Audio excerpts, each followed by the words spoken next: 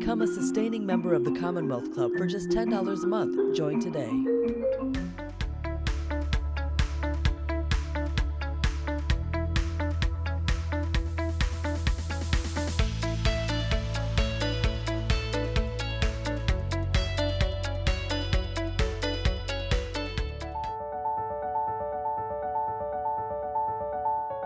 I was 10, 11, 12, I don't remember, in line for the movies. And there were two guys in line in front of us, like 3 or 4 people in front of us holding hands. And my mother pulled me to her, not my siblings, just me, and looked at my father and said, "They're weird," which just made me look at those guys and I went, "Oh, now I get it.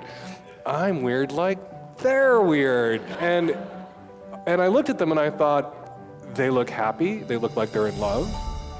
I'll be fine. Inform brings you incredible stories. I left 2 days before the revolution. It killed me so hard. James has never experienced the taste of fruits that haven't been attacked by pesticides, just like he's never experienced a neighborhood that hasn't been attacked by bullets. Some things just go hand in hand. People say what's on their mind. I think that it is a cardinal sin to lie to the American people about war. Partisanship is a version of narcissism. In downtown San Francisco, the Commonwealth Clubs and Forum curates events that bring you face to face with the world's changemakers. 1/3 of the wage gains that women have made since the 1960s were made as a result of the birth control pill. Twitter is a technology that I don't think we've seen before in this world. Since 1903, the most innovative leaders have come to the Commonwealth Club to share their vision. Sharing cars, sharing their homes, sharing. A shared dream, a shareable American dream. That could work. You each can play a role in helping us chart a better future. Housing and health and education and policy all live close to the surface in us when our children are murdered. It's all the same story. We bring together the visionaries shaping the emerging trends in technology. It was a combination of instant and telegram. It was the idea that you could take a moment in time and you could capture it and you could just send it out and broadcast it with the entire world. I just threw the site together in about a week when I was at school. Oh, great. We've got angels, we've got incubators, we've got accelerators, we've got seed funds, we've got crowdfunding. We eat, we drink. One of our first dates ever, we pickled like 100 pounds of herring and made 300 pounds of sauerkraut. Yay! We never shy away. 75% of the people of this country want universal health care and expect it.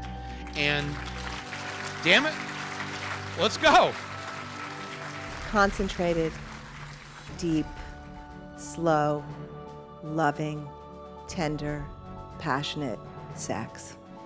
Whether you want to be on the cusp of current events or feast on pop culture. I should have a great time writing it. I should write a book that is as fun as any party I'd be skipping. Inform events are fun and action-packed. I have an anthropology scarf that does that twisty thing, so. Come feed your mind and soul and celebrate the future with Inform. I love San Francisco, and every time I come back here, I remember that this is the only city in America that has magic.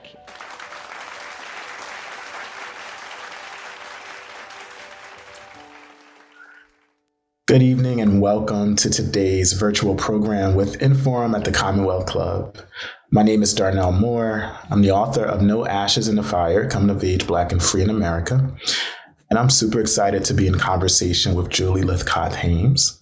Julie was a former dean, a freshman at Stanford University, and a best-selling author of How to Raise an Adult and Real American. Her new book, Your Turn, How to Be an Adult, is an essential guide for young people on how to manage the difficulties and advantages of adult life. Just a quick reminder, if you would like to ask Julie a question, which we hope that you do, please submit those in the chat or comment section, and we'll try to get through as many questions as we can, possibly towards the end of the program. So Julie, welcome. Welcome. Darnell, thank you so much for being in conversation with me around my new book. I'm honored to get to be with you tonight. Of course, grateful to the Commonwealth Club and Inforum and Marcus Bookstore for supporting this event. Really excited to be here, and on this day in particular. Yes. Speaking of this day in particular, I want to start by reading a brief passage from your turn. And it's, for those of you who have the book, it's on page 372. I'm urging you to get it. But you write, as I was writing this book, we could very plainly see individualism eclipsing the needs of the collective whole in America. Hundreds of thousands of people were dying from a virus that some other societies had managed to contain. And the economy was shrinking because people couldn't work, and people were losing their jobs and getting evicted from their homes. And on top of all of that, unarmed Black people were being maimed and killed by law enforcement, and protesters were being assaulted by law enforcement for exercising their First Amendment rights. And on top of that, the climate was clapping back. And on top of that, we couldn't even count on the simple gift of a stranger smiling at us in a grocery store because their face was shrouded by a mask. So all in all, I found it challenging to try to project confidence in these pages about your ability to make things better. But nobody's here on this planet but us. A scary time that challenges our faith in humans, and in a society is precisely the time to dig deep and figure out how to make a massive positive shift. I want to begin there because I thought it was appropriate given the times, particularly given where we are today. We're still living through a pandemic. Just a few hours ago, a 3-count guilty verdict was read in the case of Derek Chauvin, who killed George Floyd. And I know that your turn comes to us after you spent 3 years crafting it.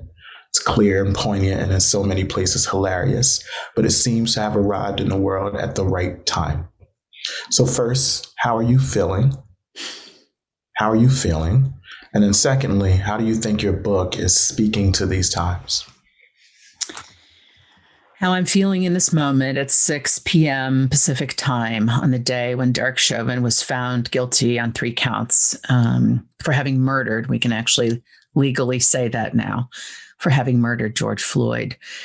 I didn't expect this. Of course, I hoped for it, but I have learned not to expect that justice will prevail. And so I was overcome. I cried in my house, watching the television. And then Darnell, my son, all caps, texted me, he's 21, guilty on all 3 counts. I said, come downstairs. He came downstairs and we sat together on the couch and held hands and watched and chatted a bit and so on. I checked social media. And then my body felt weary, just weary. I curled into the couch. It felt my body was a limp rag. And the only way I can explain it is I think I have been on high alert for so long.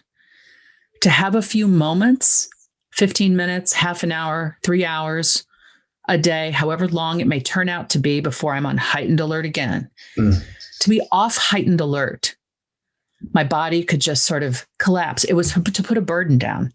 It was like my body was saying, oh my goodness, thank you. We're going to set this down for a moment. And by this, I mean the constant concern and fear we have as Black people about what is happening to Black people. And of course, there are so many others in our community who are also subject to wanton violence and are treated with no dignity. And so it's not just us, but today, certainly it has been about us. And I just felt my body exhale. And tell me the second question, something about the book in this moment. Let me make sure I get it right. Yeah, I'm right there with you. I experienced that today too. Unexpectedly, tears falling out my eyes. I don't know why it was unexpected, but partly because after you cry so much, sometimes you don't know if the tears can come. But when writing books, we never know when and how our books are going to enter. The world is going to enter into what's happening in the context of that moment. And your book is out within the context of this very particular moment. And yet, and still, it's speaking in a lot of ways to this particular moment. Talk a little bit about that. Yeah. Of course, I did not choose this date. I felt tremendous pressure to complete a book that I had just found it impossible to write. When I finally found my way in, finally found a voice that was vulnerable and compassionate as opposed to authoritative. I was then given the thumbs up, and the publishing folks said, okay, and we're setting a pub date and it will be this. And then the pandemic happened. And so I was under a lot of kind but insistent pressure to finish this thing in months when I didn't, I, like everybody, was struggling. And so here it is. It is done. It is born of a pandemic. It comes out of these times. The advice in the pages weaves the fact of a pandemic and systemic racialized violence through the stories, that just as a way to say, this is what humans deal with. And I think that's probably the point.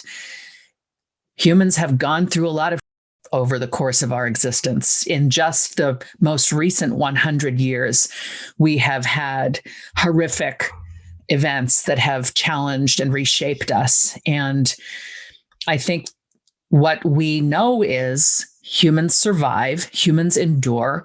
We all come from people who lived long enough to give us life, and that should give us strength. And moments of challenge, whether it's a Holocaust and a World War II, or Jim Crow, or 9/11, or a Great Depression, or a Great Recession. We have been through stuff. And the beauty of challenge, the beauty of struggle, the beauty of disaster and tragedy, the growth that is possible, because that growth is strength. That growth is clarity around what matters. We have all been deprived of that essential thing, which is human touch, human connection, human engagement. We have been deprived of that nourishment, that nectar that we need to continually drink in order to be well. And it has given us clarity that when I am allowed back out and can once again congregate, I will choose where and with whom I go more deliberately. I know now with greater clarity what matters and what doesn't to me. So the upside, the silver lining, the America into which this book is born, is one where we're all clearer that life is finite, precious, and we must be in charge of ourselves. Choose what we do for work, choose what we do for play, choose whom to love, regardless of what others say. So this book is coming, I think, at a starting line. We don't know when this thing is over. But we are coming through. We are getting vaccinated. We are adapting. And I think this book is a rooting for young people who are already terrified before the pandemic. This is rooting for them. And with a little fire, with a little urgency, a little, go. But I think they've already got a little bit of that impatient urgency because they have been through a pandemic. Absolutely. I want to turn now and talk about this concept of adulting. I just love this. Thank you, millennials. So, listen, I appreciate your deft reframing and the way you reconceptualize adulting. And yes, big thanks to millennials for gifting us this term. But adulting needed to be adulted. Yeah. In so many ways, right? So I'm thinking in particular about the ways adulting as a notion whose meaning shifts depending on who and what it's applied to. For example, there's education research out there that examines the extent to which Black youth come of age under the conditions of what people call accelerated childhoods. In other words, Black kids tend not to be seen as kids within the U.S. context. Mm-hmm. They tend to be seen as adults. So Tamir Rice is one example. Yes. And I'm wondering if you can talk about the ways that race, gender, sexual identity, and all other forms of difference actually shape our understandings of adulting. And how did you attend to that in the writing of the book? Thank you. See, I knew that being in conversation with you would be important, unique, and special. Those of us who come from struggle. So if we are poor, if we're working class, if we have a family dynamic that is challenging, a parent who is mentally ill or physically ill or incapacitated due to addiction, those of us who come up with folks who don't have the financial means to support us as well as they might hope, we grow up sooner than others. Those of us who are marginalized on the basis of our identity in a family that is middle class, everything is fine, except we are not. We saw a clip of that in the opening video of a gay man saying, right, my parents were telling me you're problematic. When we are otherized or our family is itself marginalized and not supported within our community, we have to grow up faster. We have to learn to rely on ourselves. We learn that, nobody's there. I got to take care of me. We get stronger from that struggle. We learn life skills from that struggle. It is a fact. I'm not trying to romanticize it, but it is a truism that those childhoods have been stolen. It grows you up quicker. You're going to end up more capable in so many ways than your better off peers by these standards, but at a great cost. You've been robbed of the innocence, the protectiveness that so many other children are offered. Turns out those children who might have had the very protected childhood are less prepared for adulting in the 21st century. And they are not the sole focus of my book by a long shot, but I do address that an overly managed childhood, where childhood has extended well past 18 into 19, into 22 and 25, that can lead you lacking in agency. You may not know how to take care of business. You may not know how to deal with the basics around bill paying and keeping track of your belongings and making food and looking after your body and going to therapy appointments and doctor's appointments and taking your meds and so on. The basic stuff that we all have to master when we're no longer sort of carried by someone else. That basic stuff is often still handled by parents who have means, by parents who have a staff that they can devote to curating their kids every moment. So there's a fragility in the overcare. There's a fragility that comes sometimes from the affluence, that kids who came up on a harder path in life, they don't have the fragility, they have the strength. And so in this book, as I'm not critiquing anybody's childhood. I'm trying to acknowledge everybody has come up in a different way. Nevertheless, we all have to know, hey, I can take care of business as I've defined it. Put more bluntly, our parents will be dead one day. And if only then, I need to be sure I can procure shelter and food and so on for myself. And so it's imperative that we all figure this stuff out. And I've embedded in this book stories, not just of the lessons I've learned. And let me say, I should have said this as I was answering this at the outset. I come from privilege. My father was an African-American physician. My mother has a PhD, a white woman. I'm highly educated. My family began, when I came into their life, they were middle class. We became upper middle class. So I did not have that struggling childhood. I say in the book, when I'm interviewing a young man whose parents were immigrants from Mexico, and father was a landscaper, mother cleaned homes. This is Jamie in my book, who works at Common Sense Media in San Francisco now as a grown man with a partner and a child. But he's telling me about his childhood, where his father said to him when he was 9, it's time you learned not to just work with your head, but work with your hands. I'm sending you back to your grandfather's peanut ranch in Mexico, where you're going to harvest the peanuts and sell them for money with grandfather. And if you earn enough money, you can come back home to California and enter the 5th grade. And Jamie learned hard work through the teachings of his grandfather in Mexico on the peanut farm, and his father here in the US, who said, I don't want this experience to soften you. You need to know how to work with your hands, even though I'm putting you through school. And I had to confess to Jamie as I'm interviewing him, and he's one of close to 36 people in this book. He said, Julie, I'm going to tell you my story. Have you ever worked on a farm? And I confessed that, yes, I had worked for 2 days on a farm in Wisconsin when I was in high school, detasseling corn, but I couldn't hack it.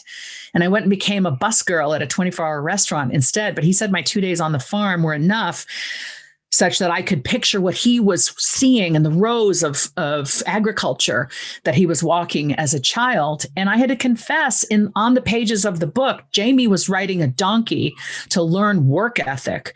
I had a Shetland pony in childhood and showed him in horse shows in Wisconsin. So I come from privilege. And I put that fact on these pages and the struggles that I have dealt with. Yes.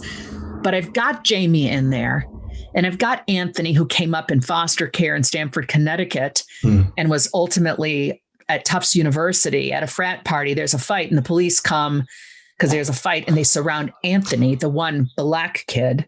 They surround him, guns drawn on his own campus in an era well before we use the terminology Black Lives Matter. Anthony's in there, as is Kyle, who grew up in Appalachia with a mother addicted to opioids. I'm putting these three, they all happen to be men. Half the book is people who are not men. But I happen to pick three examples right now who happen to be male. They're in there because the persistence, the insistence, the work ethic, the honing of the self, who am I, how will I be in the face of these circumstances is so powerful. And I want young people who have had it far easier and are feeling malaise and stuckedness. And I don't know if I want to adult. I don't know if I can adult. I want them to be inspired by the stories of folks who have had it much harder. Thank you for that. Wow. Thank you.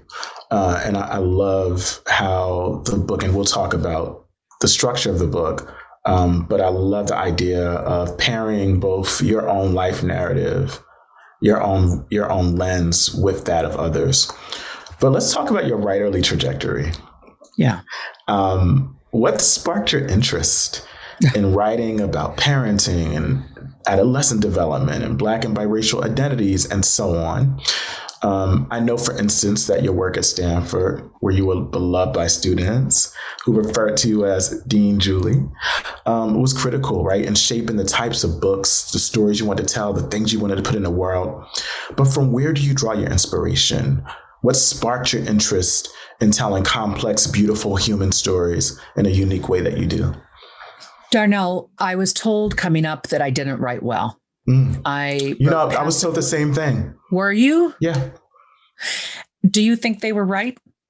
It's funny. I always say I'm not going to name the teacher, but the very thing the seed that was planted in my head as a young person, I would come to understand that the very thing that I was told I could not do was actually a gift that I had.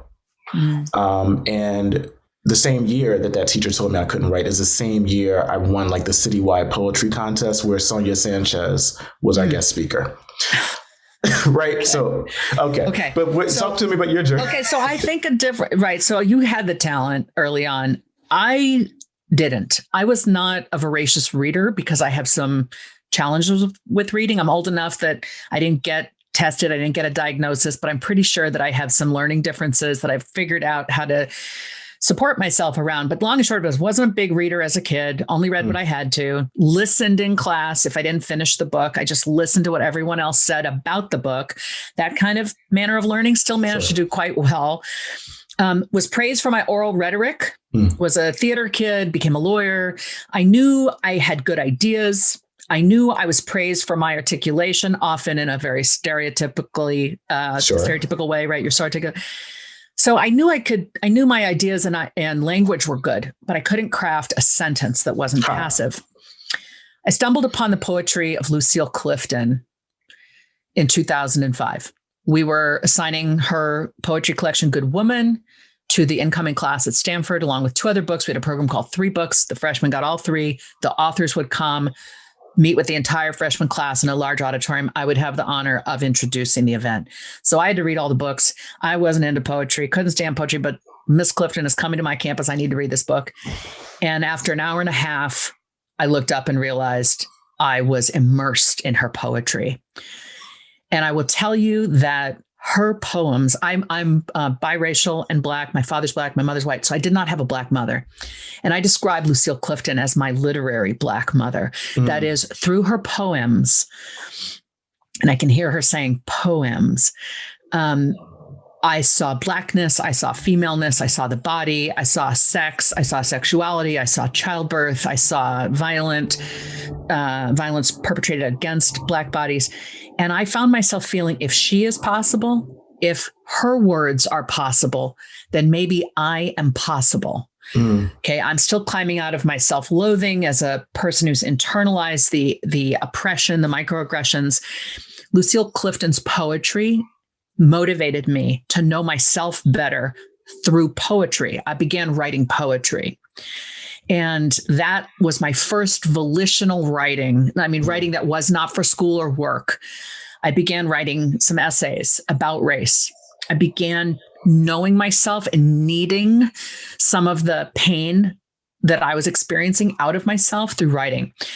And so this deep knowing, and I think it's no accident that I was working on a college campus, because I'm helping young adults come to terms with, who am I? What do I want out of this life? What if it was just up to me? What would I do? It's hard to be a proponent of that process happening for others and not ingest it and digest it and participate in it oneself.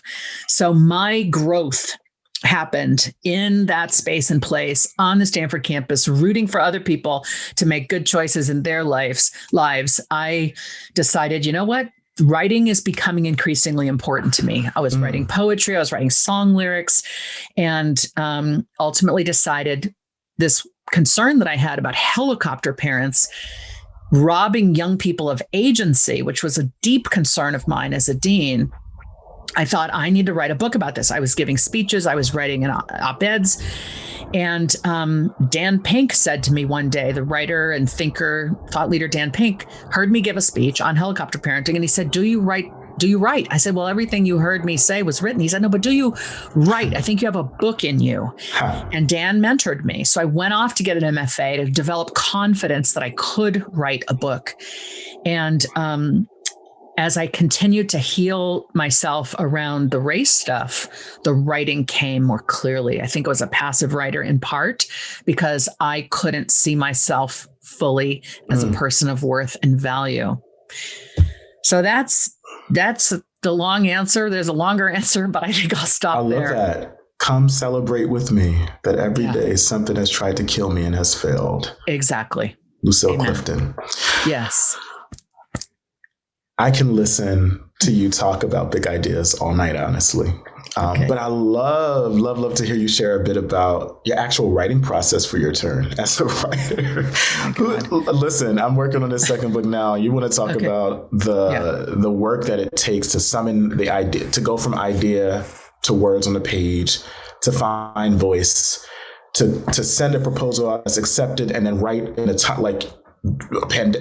So much. So was this process similar to or different from the process that you use for your other books? And walk us through a day in the life of Julie the writer. What's your process of creating this particular book look like? I can give you funny stories about mine. I'm telling you. I am so delighted. Yes, tell me. When I was working on my book, I would literally get up and plan a 7 to 8 hour day as if it was sort of a quote unquote work day. I have a lunch and I would sit there. I got a house in Atlanta for 3 months by myself. And I would sit there at my computer and I would say, if words don't come for 4 hours, you're going to sit there until they come or whatever, or you'll take a walk. But I would not drink during the week. I would only drink on the weekend. I mean, all this stuff. My friends would call me. I looked bananas. They're like, what is going on with you? And I saw people writing. It's a beautiful, laborious process. So interested, just hear your process. Tell us about it. I love being in conversation with writers because nobody else really gets it. And we know what a triumph it is when we finally birth that thing. I love hearing about other people's processes. Okay. So I wrote a New York Times bestseller while I was getting my MFA at California College of the Arts. Big shout out to CCA for helping me feel myself as a writer. It was my side hustle was writing that book. That was the helicopter parenting book. It didn't feel like the brave, edgy graduate school thesis. So I did not want it to be my thesis. So my thesis was the memoir, the book on on the arc of innocence to self-loathing to self-love as a Black and biracial person who's lived life mostly in white spaces. And so my editor is seeing me on Facebook saying, hey, I'm finishing my thesis. I'm graduating. And she's like, Julie, you got some work coming out. I'd like to see it. So my agent sends my editor the finished, the thesis, Real American. And my editor and her colleague said, great, we'll publish your memoir on race, but we want a sequel to the first book. So we negotiated that the memoir would come first because it was done. It needed to be augmented and edited.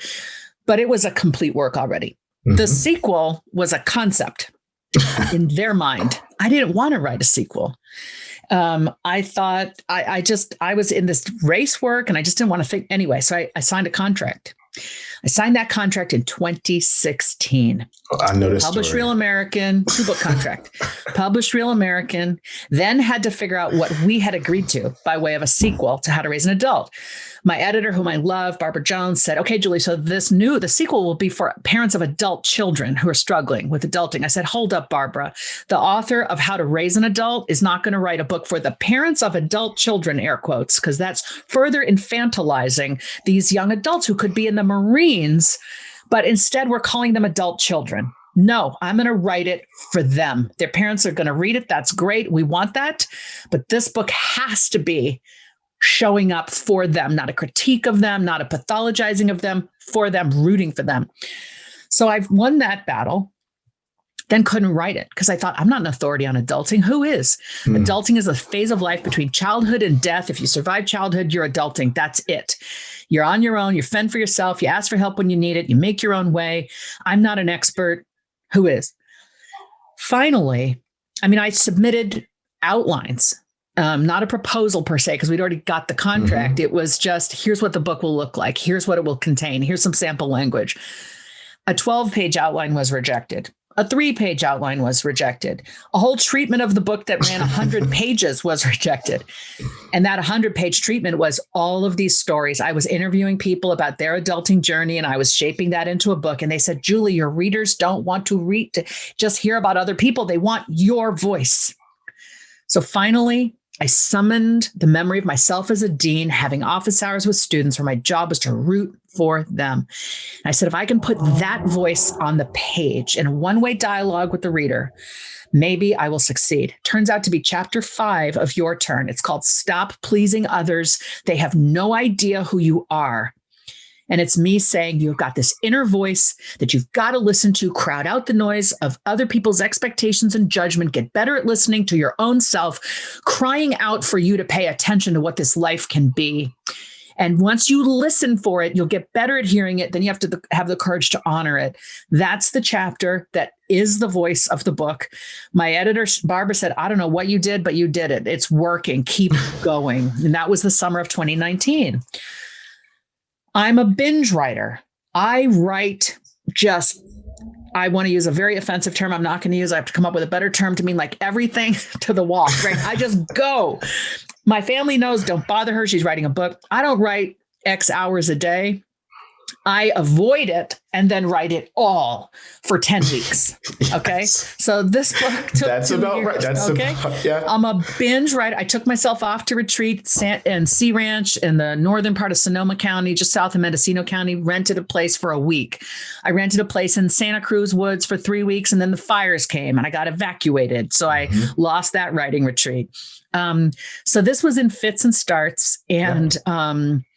And then finally, Darnell, when I turned in the final document and the copy edit came back, and copy edit is a process the big publishers at least farm out to a freelancer.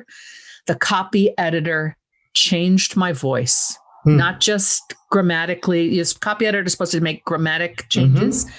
This person altered my voice, changed the way I speak about everything. It was offensive after a page and a half. I threw my hands up and I said, I can't do this. And to her credit, my editor said, I 100% agree with you. This is what happens to voices not considered mainstream, not considered, the Queen's English or the standard this and that. This is how people like us can have our voices watered down, neutered, dismantled it felt like an assault, and I wouldn't stand for it. And we all went to bat for that not to happen. They threw out that copy edit, and we jettisoned it. But I think I was able to do that because this was book 3 and I was already a proven author. Yeah. And but it was offensive. Yep. Yeah, I'm sitting here shaking my head. I'm like, I know these. I'm thankful for my editors and copy editors, but I'm like you. I get into this run where I just go. Might take me 2 years to get the idea sharpened and conceptualized, but once I'm in it, I'm in it. Yeah.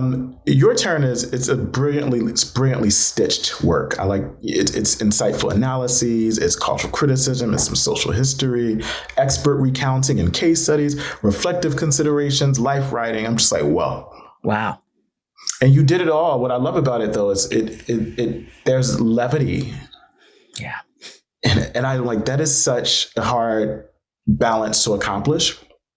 So talk to me about the book, the sort of look, the feel, the style, the mood, organization of the book.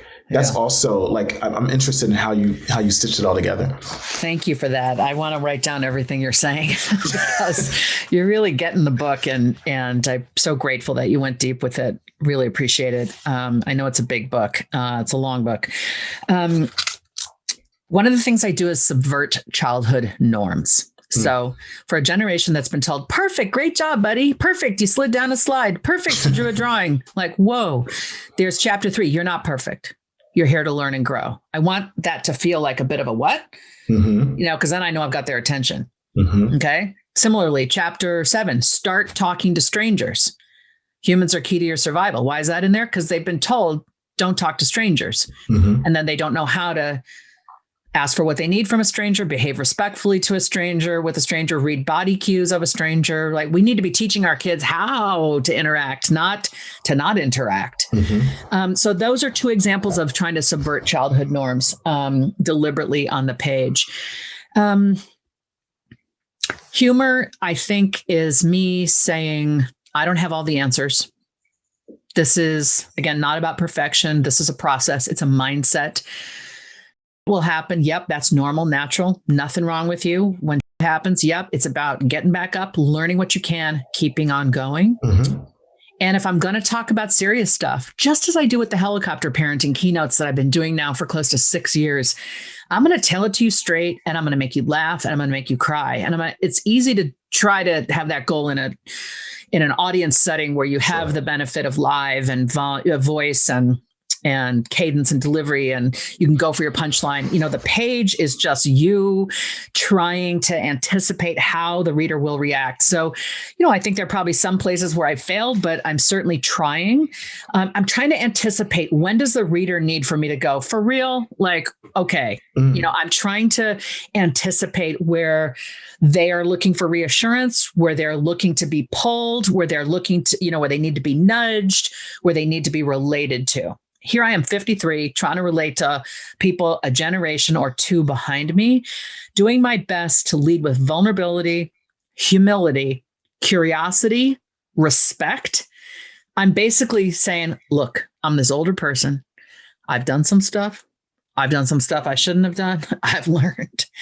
I'm trying to turn around on life's path, or just turn around in this wilderness because I'm up ahead, because I'm older, and I've got this warm light. And I'm just shining this warm light so that your options, opportunities, your way is illuminated. It is a little less dark, meaning unfamiliar, scary, because I am here with some light. That's what I've tried to achieve in these pages. And you did.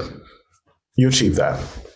Thank you. I want to remind those that are listening, please get your questions ready.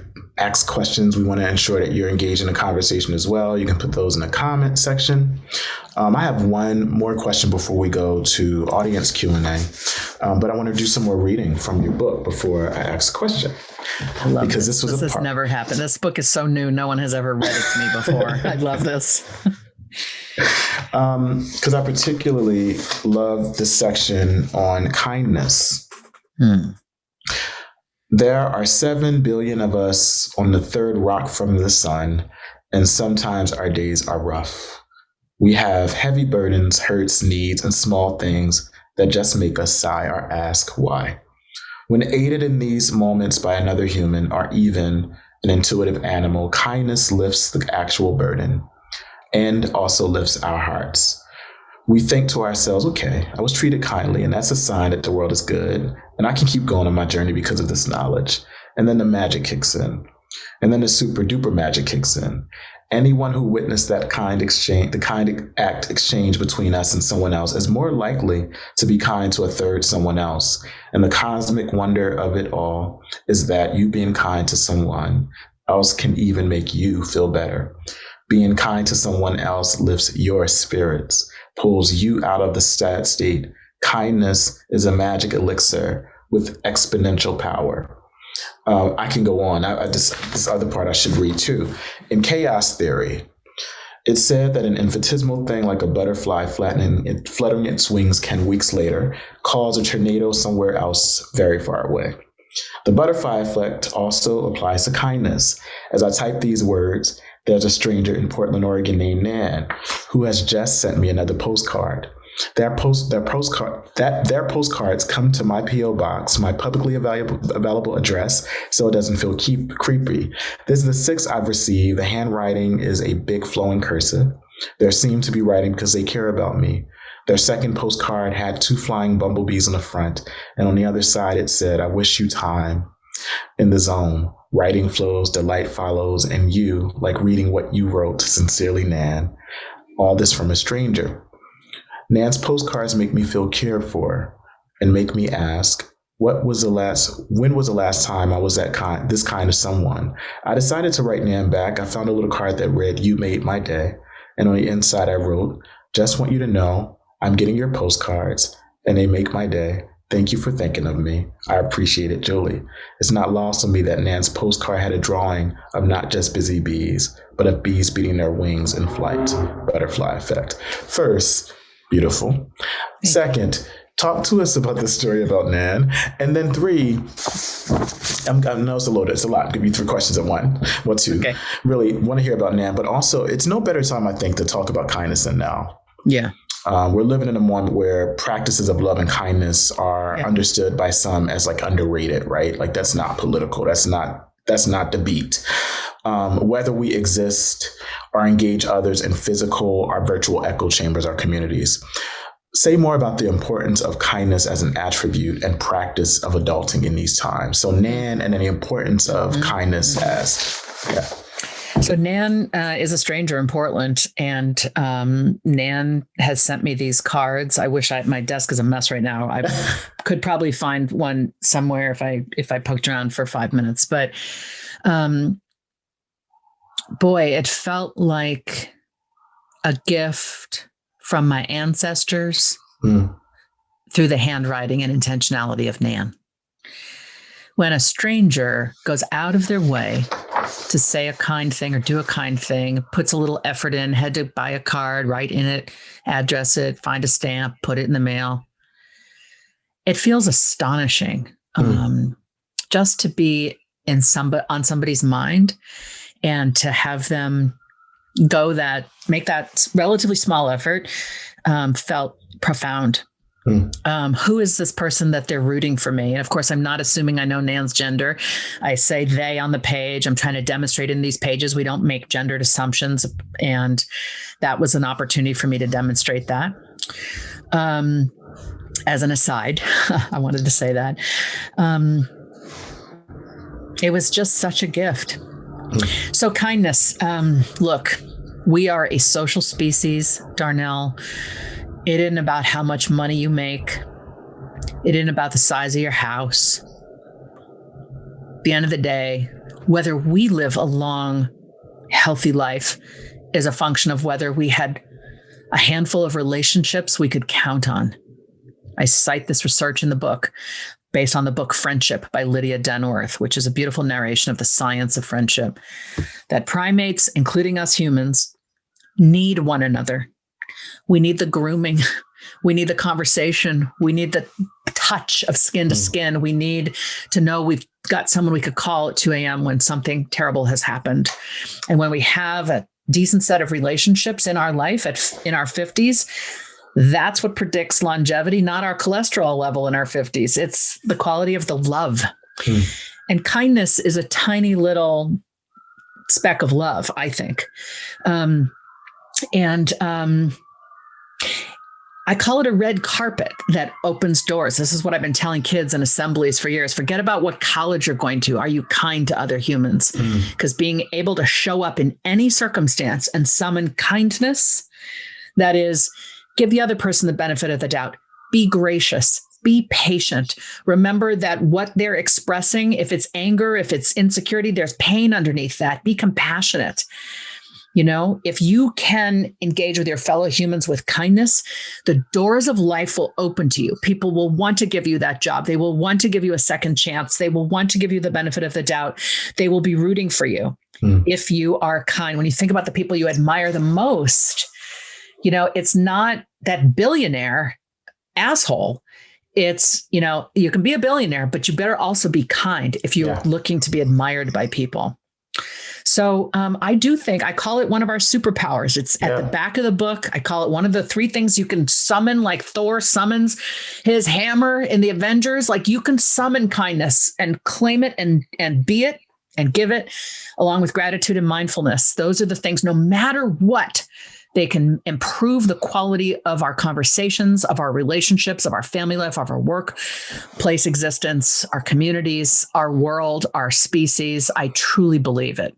I think we are ready, frankly, for a level up. Imagine if we all emerged from this pandemic and focused just for a day, maybe a week, on everybody is going to be intentionally kind to everybody else, to treat everybody with dignity and kindness as if they are us, as if they are our best friend.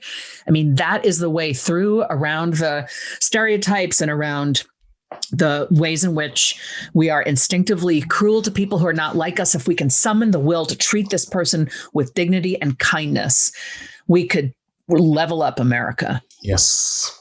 Yes, y'all heard that? That was a good word. We have some questions for you. There's loads of questions, so hopefully we can get to as many as possible. And I think we have about 15 minutes, or a little less. But the first asks, how well can or do you... I think what's being asked is, how do you integrate these views into your relationship with your own kids? Well, I'm great at preaching what other people should do. My kids are 21 and 19, and if someone could tell them to watch this talk, that would be awesome. You know, I'm an expert and I'm a learner all at once. My helicopter parenting book, I'm saying don't helicopter parent. At the same time, I discover I'm a helicopter parent. So I try to lead with vulnerability and humility and curiosity. So I am trying to teach my kids things. I'm also learning plenty from my kids. They are making their way out into the world. There are some ways in which I have overparented, and those chickens are coming home to roost. And I'm working on repatterning with my kids, trying to pull back, trying not to presume they're fragile and needy and need help.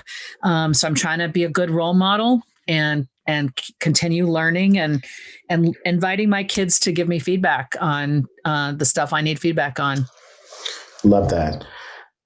Someone says, I'm a tried and true millennial and find that even now in my 30s, I'm dealing with the same stresses I did in my 20s, career growth, student loans, worried I may never own a home, etc. When do you think my generation will catch a break? I feel for you, millennials. I love you. I do think you are magnificent as a generation. And it has been rough. You have been coming up in hard times in a macroeconomic sense, student loans, as you mentioned, cost of living in many cities outpacing wages and salaries. Catch a break, I would say, okay, so by whose measure? What standards are you trying to reach? Are they your own standards? What's most important is that they're your own. If you are dissatisfied with the amount of money you're making vis-a-vis what it costs to live where you live, I'm going to say something radical, but I mean it. Consider getting together with a few friends and picking a city. There are plenty of cities in America that are affordable, that have jobs, that have the kind of quality of life somebody your age wants. The coasts are right now quite inhospitable in terms of cost of living. maybe you want to take a deep breath, look around, gather a few people. I'm not saying go by yourself unless that's your thing, but see if you can't, just as people have been in their own pods during the pandemic, a bunch of young people, like, we're going to live together because we need each other. It might be time for a big shift, and I encourage you, whatever's coming up for you, as I say this, just be curious. What's coming up for me? Why am I saying no, Julie?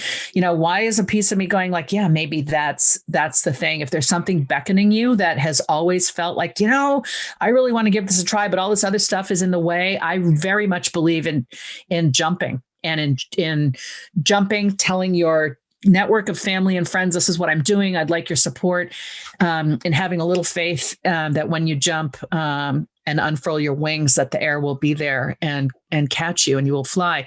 I know that I've given a very practical move, a very philosophical jump. But what I'm trying to do is jostle you from whatever thinking is making you in your body and your articulation feel stuck. Okay. I have a whole chapter called Get Out of Neutral on getting unstuck. And I think it might be the stories in there about how people got unstuck might be really beneficial to you. Awesome. Next question. Are you both as optimistic and excited about Gen Z as many of us are? I mean, I can just say that I share both an optimism, a cautious optimism. One of the things I'm excited about is that Gen Z has the benefit of windows for which they can see so many different lived experiences in the world.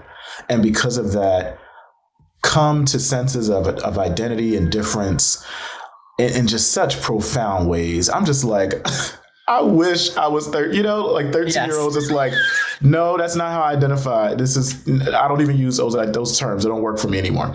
And they have the benefit of like this cross-pollination of ideas. And also though, like, I lament the ways that new media technologies might in some ways inhibit that human touch point. I was telling my friend, like, when I was a kid, I used to play on the street. I would be outside until my family called me in, like playing with other kids. My nephews are at like 4 and 3, and they're stuck on their phones and their on the computers and their iPads. I'm like, I want you to see the world, to be out in the world. So that's some of my cautious optimism. But yes, I'm optimistic, and also I realize the world that Gen Zs are living through is structured with just different elements that I think are additive, but in some ways also sometimes could restricting. What are your thoughts? My thoughts are Darnell just said something brilliant, and I don't have anything really different to say, but Darnell just said it better than I could have. So ditto. What guidance do you have for young people to cope with the climate crisis, considering there's a prevalent fear that it will negatively impact our futures? The equivalent I have for this is the Cold War. I was born in 1967. I'm Gen X, and the threat of nuclear war with the Soviet Union, as it was known at the time, as Russia and its the countries that it had taken over were known at the time, that was real. And we were pretty clear that at any moment, either our president or theirs could push a button and the world would be over. And it has a similar existential threat quality to it as climate change. Although, of course, entirely human, pushing a button to launch a nuclear missile is a very directly human thing. Climate change is this systemically, anthropologically, historical set of human decisions that are a whole lot harder to sort of correct. So I think what I would say is, humans have often dealt with hard things. This is a very, very hard thing. We are brighter than we've ever been. We have better technology than we ever have. We are more globally connected in terms of sharing ideas across a diverse set of thinkers than ever. So I'm pretty sure we can do this. And millennials and Gen Z have the imperative of, oh, hey, I'm supposed to live for 100 years.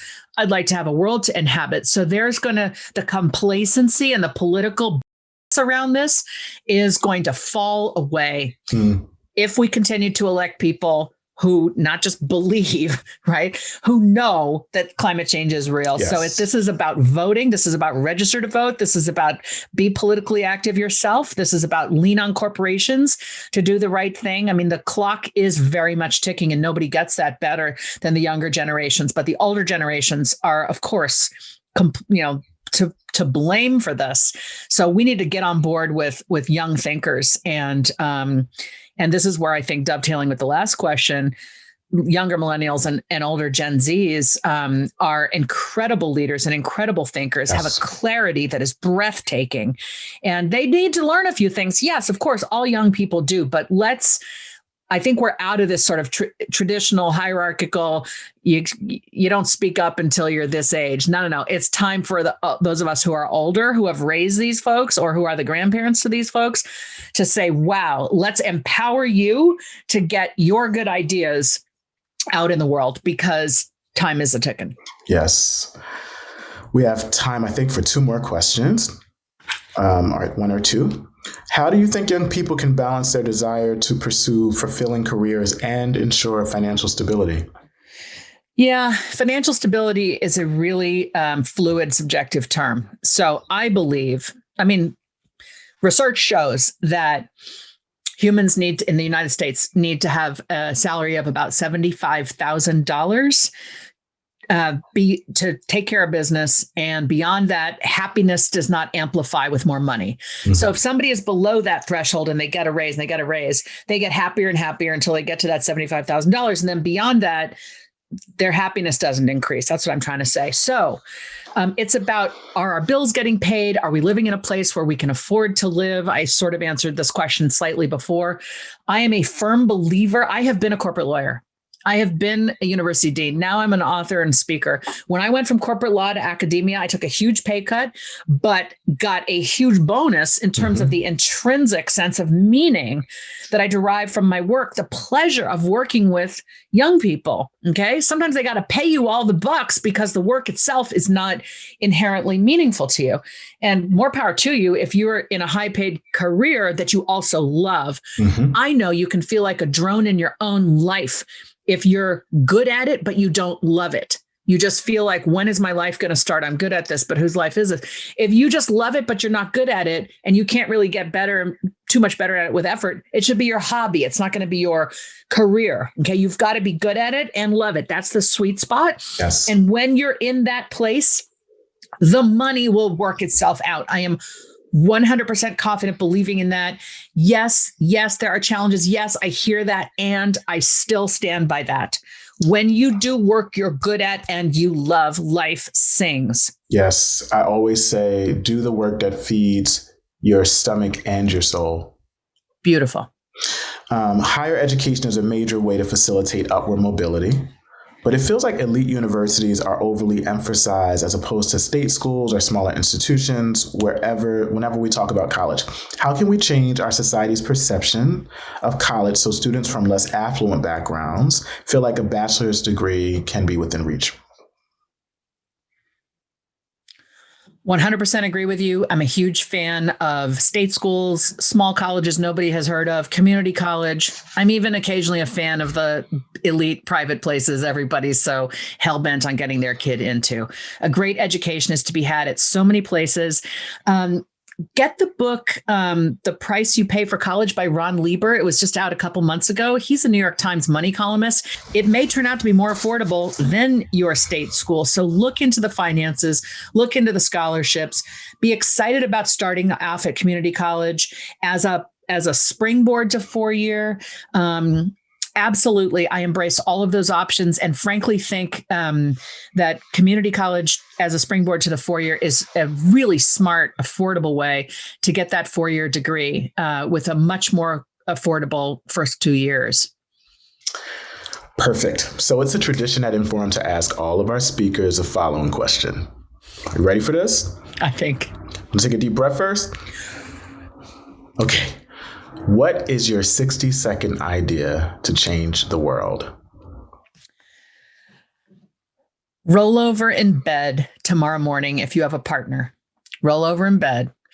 And before your partner gets out of bed, lean your forehead against their skin and say to them, what can I do to make today easier for you? It's an act of kindness.